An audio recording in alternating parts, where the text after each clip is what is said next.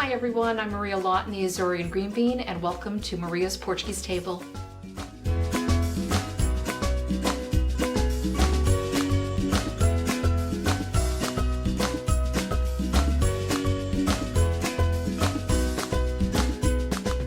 Today we're making this really wonderful dish that I love, especially in the summertime.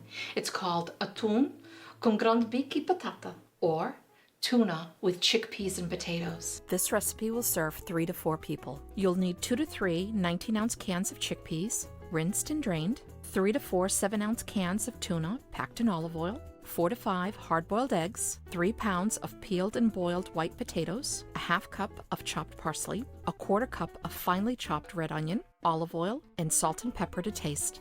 Now, with chickpeas, people can use them right straight out of the can, rinse them, drain them, and use them that way. But personally, after I've rinsed and drained them, I put them in a saucepan and I cut about half of an onion, really nicely chopped in there, and I add about 2 to 3 cloves of garlic also in there with a little bit of salt.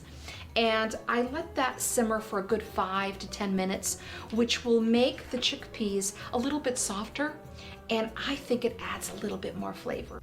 First, you'll open your cans of tuna and place them in the center of the tray.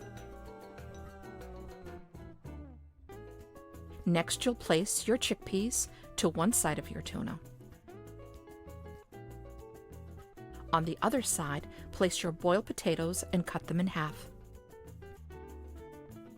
Now we'll take our hard-boiled eggs, cut them in half, and decorate our tray. With your chopped red onions, lightly spread them over your chickpeas and potatoes. Next, spread your chopped parsley, and personally, I love parsley, so I like to spread that all over everything.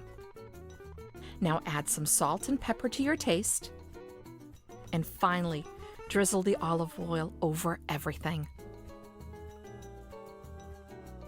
So here's the finished dish.